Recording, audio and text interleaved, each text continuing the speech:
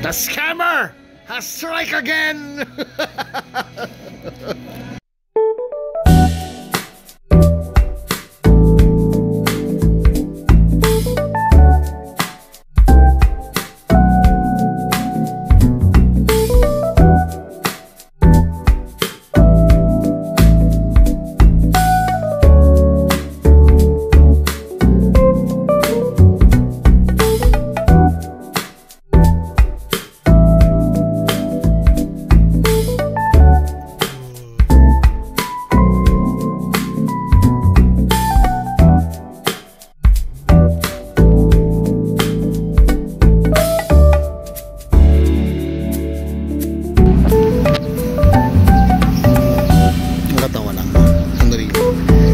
So, sabi ko kay Manong, lagyan niya ng kalso.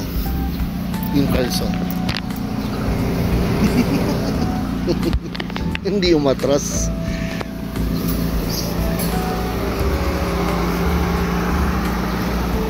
Lakas ng bato na yun. Hi guys, welcome back to the channel. Sorry, it's been quite some time. Alright, so naghahanap tayo ng project car and this is what we have right now. It's a BMW E90 2005 320i. Before anything else, we have to do the standard check.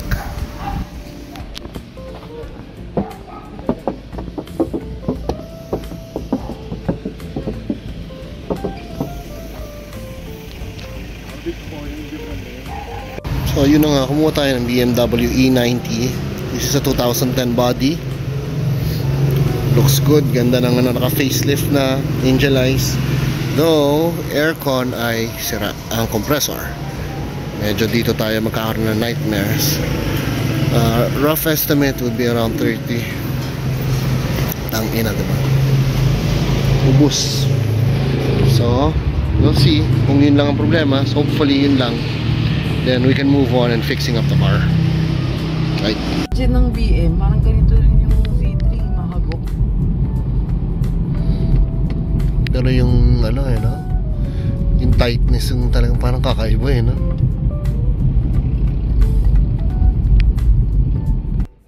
So actually here we went to our good friend Ed from all the way from Navotas to check out his cool garage and to get the mugs.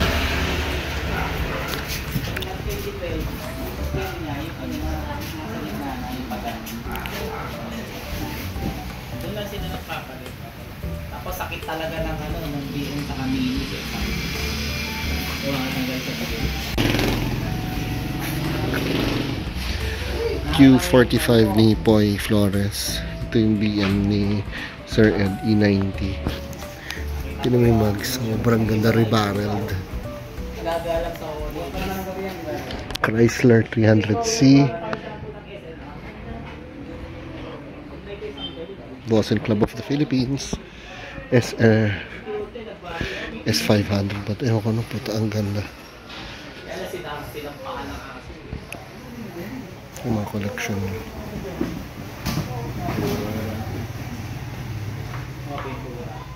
Ganda ng mugs, ha? Ang elegante. Hindi niya raw kaya ng lakad. Nangyayari magkakaroon. Oo, hindi kaya. Yung laban naman ay standard. Hindi kaya. Sa bubong pwede. Pero yung dapat yung walang Kano kalupit yung collection. Aura. Damn! Pero sa po hindi ko alam kung ano yung gusto ko. Ito kasi. Hindi ko yun. Ito, sila lang lagay ko ito. Ito, kaya. Ano ito sa signal? Kit din. Pero lakas, pang basic na ito po siya. Ilagay mo sa box. Today, punta tayo kay Drop Shop Master Poy to get this. So, subukan natin tong Alpina mugs. Dito dito sa E90. And hopefully maganda resulta, then we'll go dropping it by next week. Yun lang, update lang. Of course, ang mga project car natin mahilig tayo magbagsak. So the place to be to go is the drop shop of Mr. Poy Flores. And para masalpak na natin tong 19s na Alpina.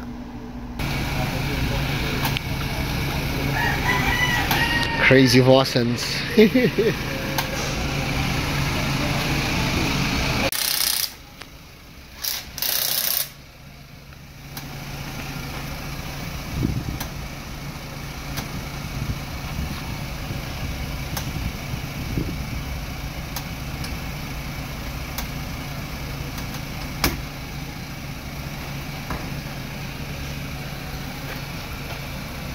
Oo.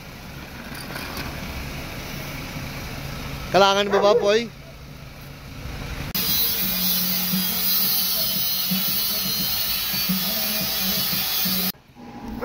So, ayan, si Mr. Poy nire-review at nilait ng sasakyan. Tinatanong kung diesel or gas. Ayos.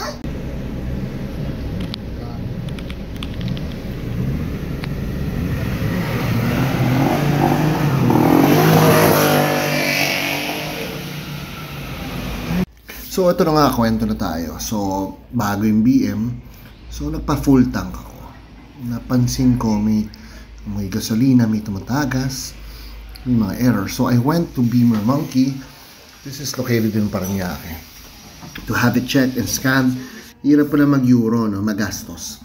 Kada scanning is quite expensive. It's around 2.5 here.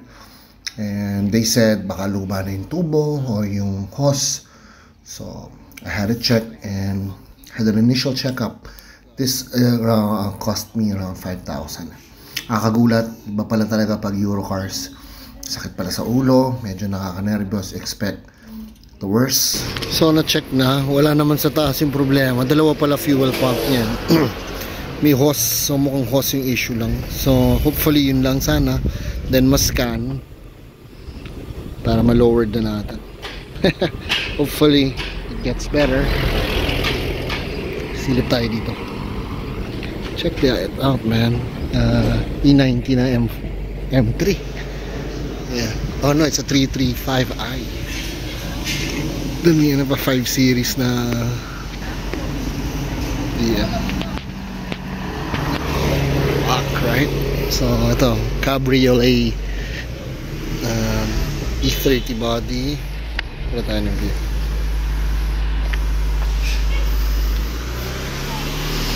One series to M3. No, actually I think it's not an M3. Yeah, it's a 325. Pero naka wide body.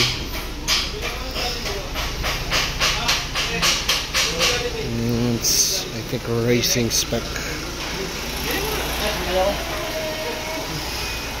So pang naka racing spec, meron pang E30 doon. E-class na wagon. We prefer the E30s talaga. Oh, ganda oh. Lakad lang tayo. Ay, okay lang. Ito old school na BM. CSL body to, 2-door siya. So pero mukhang malayo pa to.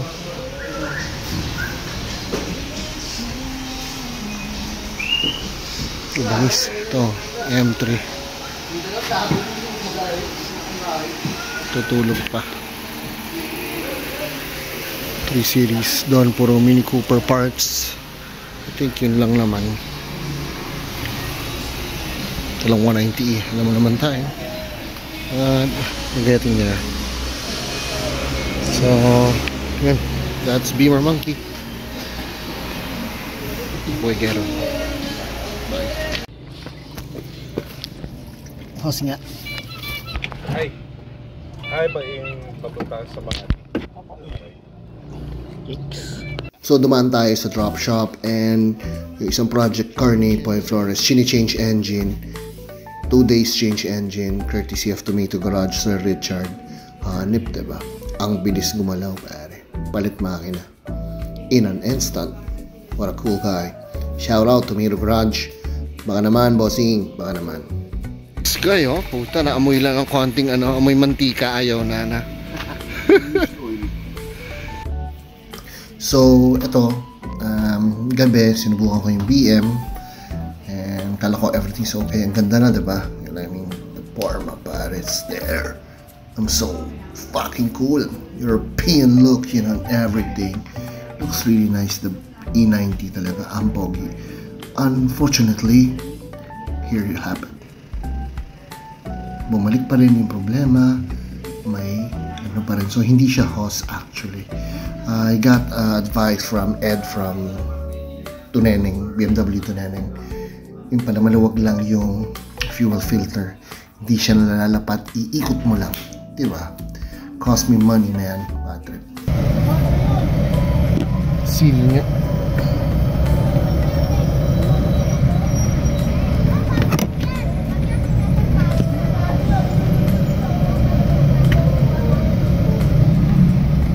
Nagpagas ako to.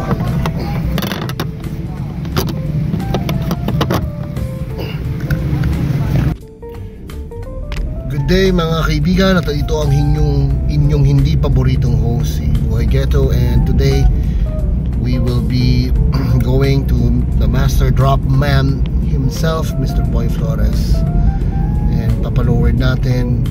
Well, we're gonna change the suspension to coilovers sa ating sasakyan. Yeah. So, sa mga nagtatanong, ito ay E90 na BMW. Bababa natin siya. Reason for that is since nakuha ko to, medyo may ano na yung suspension, mga konting tunog, medyo malambot na. So nag-decide kami na gagastos ka rin lang naman sa suspension, sa mga shocks, why not do an adjustable coilovers. Alam mo naman ang kaibigan natin, he's very good at what he does. Nagawa natin to adjustable, di ba? Angas. Adjustable ka na, maayos pa suspension mo. So let's check it out, let's see what happens, and I'll keep you guys updated.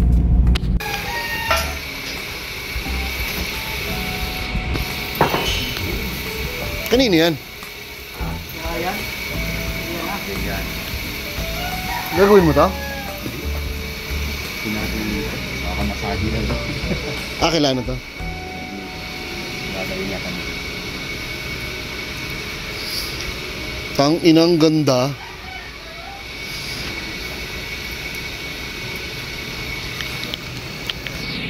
Five to no? Oh, 5 no?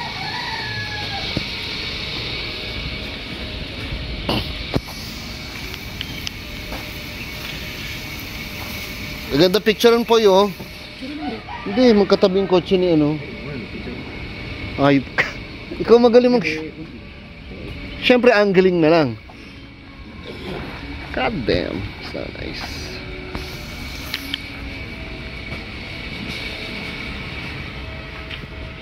Ayun sa trunk. Sa trunk yan nakalagay. Fun fact, CP9A Evo 5 is one of the most sought after Evos talaga sa lahat, because it's very guapo, macho, the best looking, like this guy, nakahubad, macho, pinakamahal na Evo sa mga old school Evos. Love it.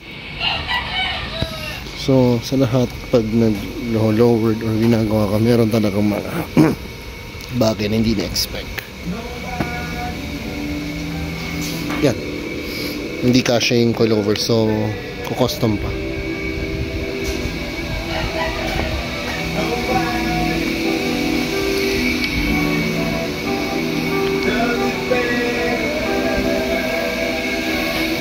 So this is the initial output. Ang ganda pare, kakaburat. Tingnan mo naman yung forma, everything looks good. We were actually arguing kung ano, dapat bang mas mababa o dapat pang itaas. Grabe. Mr. Boy made me feel bad pare. Bakit mo ginawa? Pinakita mo sa akin magandang bagsak, tapos Hindi, ano lang. masakit eh. Okay, so finally natapos na ni Poy yung kotse. So naabot na kami ng gabi, 9 o'clock. So far so good, everything feels tight, pero mababa kalsada ng konti. So mamaya malaman natin yung performance. Okay, road test tayo, ha? System na to na adjustable coilovers by Point Flores, BMW E90. Nung nakuha ko to, honestly, marami itong kumakalampag at parang barko umaalon. Fuck, ang ganda. Aside pag narinig yung medyo kulang sa likod fender roll may konting konting rubbing, pero pare, fuck the ride, man. Honest, yung ride niya hindi stuck medyo matulis. Okay guys, sorry naputol yung video kasi tumawag si Poy to check on me kung kamusta yung ride. Grabe, yan, binibilis ako pa ng konti Sams para maramdaman natin kung umaalon. Wala nang alon, ayan, may lubak, walang kalampag. Grabe, ang ganda. Syempre hindi siya stock, medyo may konting stiffness, pero grabe po siya. Hindi ako nambobola, lintik, panalo yung system yun.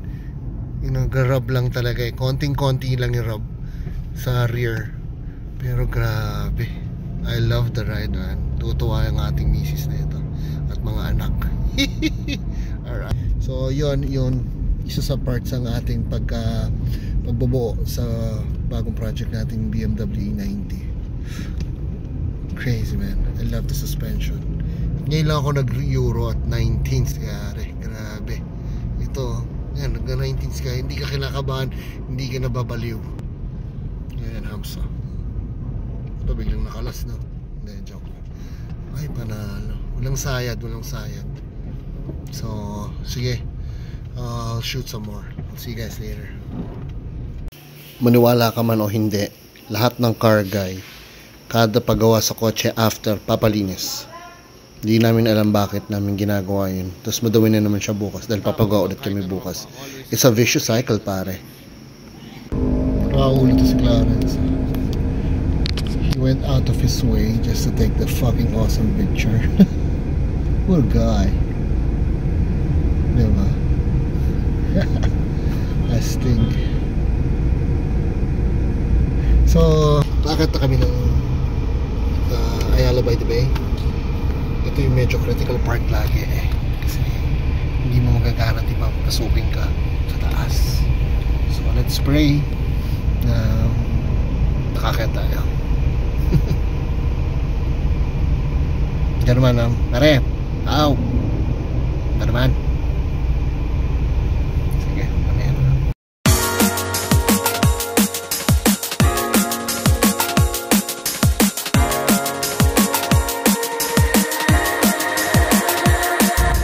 Todo rin, pare. The car. Ganda ng mga sasakyan.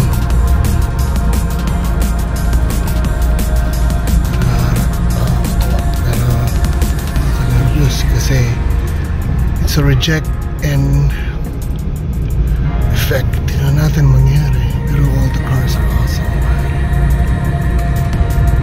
So apparently hindi kami nakakita. What happened? But we're just gonna stay here sa next floor. 2 floors down. Puno na rin, I think. Pero syempre mas maganda na sa taas. Highlight yan. Pero we'll enjoy what we have here. So let's go.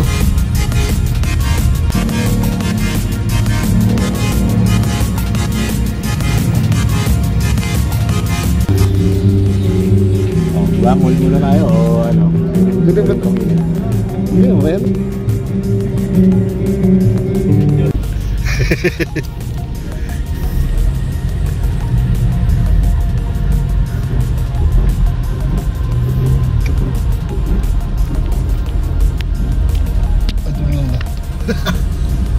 Record pa rin pala tayo. So we're finally in the rooftop. Trying to enjoy this. There's Miss Angie King. Everyone's trying to be fucking seen. And here is Larry Chen interviewing someone. So yun na nga, nasa Ayala Mall tayo by the Bay for the Stance Pilipinas welcome meet for Larry Chen. Larry Chen is a very world-renowned vlogger. Cool guy. Palangiti. Syempre, ang Dope Boys nandun. We went up against all odds because syempre, dapat dun tayo sa taas. Dope Boys yun eh. Diba? So, hayop din ang eksena. At syempre, ibang klase talaga pag sa Ayala mo. The sunset is beautiful. Beautiful cars. So, yun. Nadala natin yung E90 natin just for some showtime. Pero wala, nothing fancy pa naman tayo sa BM. First part pa lang to actually of the video for the E90 because marami pang mangyayari problema. Trust me. So I do hope you've enjoyed it. So gagawa na ako ng short video here para makita nyo yung mga sasakyan, mga eksena. Gaganda rin ng kotse. It was really great. It was fun. It was fun hanging out with the gang. Dope Boys. Dope Boys yan eh. Diba? O yun lang. Sige. Haba na yung video. Baka maboard na kayo. So I'll leave it to you guys. And please check part 2. So actually, padagdag ang problema ng buhay ghetto. Alright, bye!